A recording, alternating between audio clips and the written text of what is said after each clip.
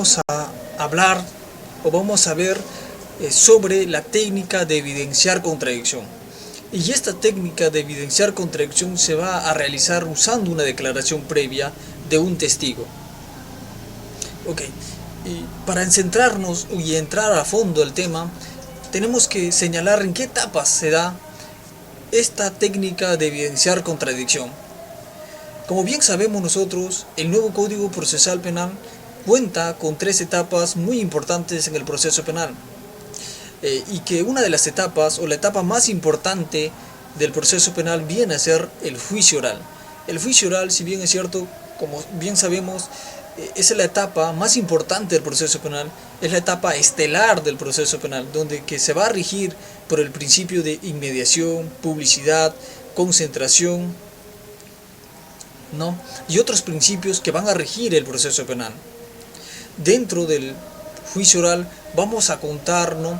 O aquí se va a dar la teoría del caso, donde que vamos a presentar nuestra teoría del caso mediante el alegato de apertura, que viene a ser la presentación de nuestra teoría del caso por primera vez al juez que está presidiendo, ¿no?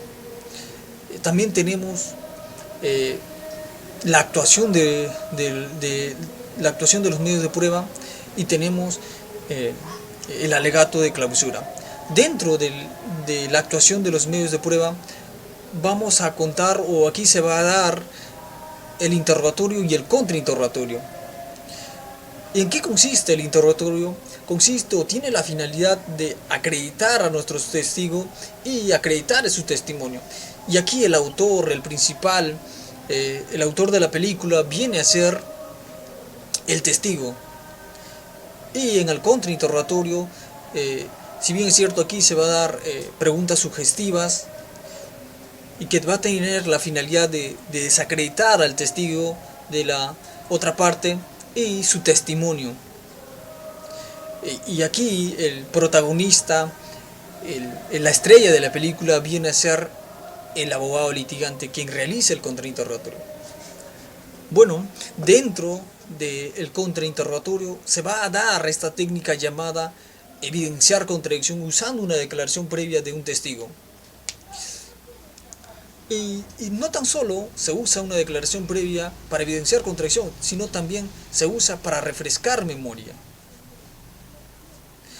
Ya, pero se ha visto que muchos abogados han tratado de evidenciar contradicción sin tener un hecho significativo o una contradicción significativa y sin sentar las bases, ¿no? Y es importante, y recalco aquí, que nosotros tenemos que, para evidenciar contradicción, tenemos que primero sentar las bases, ¿no? Y tener un hecho significativo o una contradicción significativa.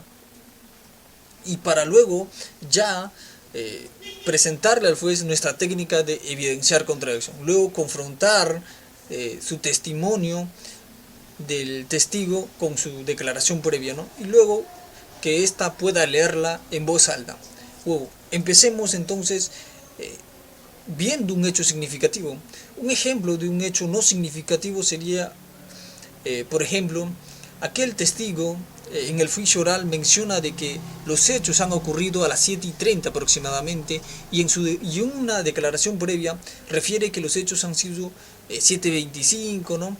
Y esto no sería una contradicción significativa, ya que horas más, horas menos no significaría o no dañaría a la teoría del caso de la contraparte. Por lo tanto, esto no es una contradicción significativa. Una contradicción significativa sería la siguiente. Aquel testigo en el juicio oral menciona de que aquel imputado no contaba con una arma, ¿no? O contaba con una arma, ¿no?, de fuego, y en su declaración previa ha referido de que el testigo no contaba con una arma o contaba con una arma, ¿no? Entonces ahí sí estaríamos evidenciando una contradicción en su declaración previa, porque se está contradiciendo en lo que ha mencionado anteriormente. Una vez que nosotros identificamos una contradicción significativa, es momento de sentar las bases. ¿Y cómo se sientan las bases? Y esto se hace de la siguiente manera. Señor testigo, usted brindó su declaración en sede fiscal, ¿no es cierto? Sí. Esta declaración lo hizo el 1 de febrero de 2021, ¿cierto? Sí. ¿Fue coaccionada para brindar su declaración? No. ¿Le leyeron su declaración al culminarla? Sí. ¿Y usted firmó de señal de conformidad su declaración? Sí. Una vez realizada esta, que viene a ser sentar las bases, luego, eh, luego vamos a pasar a anunciarle al magistrado esta técnica para evidenciar contradicción. Y esto se hace de la siguiente manera. Señor juez, habiendo sentado las bases, solicito que se corra traslado a la parte contraria y se alcance, digamos, se alcanza al testigo su declaración previa. ¿Y esto qué significa? De que una vez que nosotros sentamos las bases, al juez tenemos que presentarle esta técnica de evidenciar contradicción. Y por lo tanto tenemos que pedirle que se corra traslado, ¿no?, a la contraparte para que ésta, una vez vea y esté conforme, le pase al testigo para nosotros confrontarlo. Y entonces, dicho ello, la siguiente paso para evidenciar contradicción sigue la confrontación al testigo. Una vez que el testigo tenga su declaración en sus manos, entonces queda confrontar al testigo. Y esto se hace de la siguiente manera. Señor testigo, esto es su nombre, ¿verdad? Sí. Esta es su firma, ¿verdad? Sí.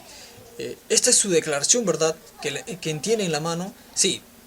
Que una vez confrontado al testigo, queda por último pedirle al testigo que lea su declaración en voz alta. Y de ese modo estamos evidenciando de manera correcta una contradicción, usando una declaración previa. Pero aquí surge la pregunta de qué pasa si el testigo no quiere leer su declaración en voz alta. Porque muchas veces va a suceder eso, porque el testigo no va a querer contradecirse con su propio testimonio, ¿no?, que ha declarado anteriormente. Y por lo general va a suceder esto, va a ser hostil.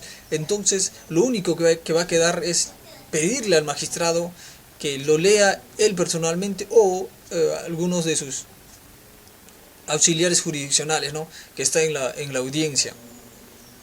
Bueno, de esta forma estamos evidenciando contradicción usando una declaración previa para así, digamos, desacreditar a su testimonio de este testigo, ¿no?, que ha sido presentado por la otra parte. Y de esa manera construir o reforzar nuestra teoría del caso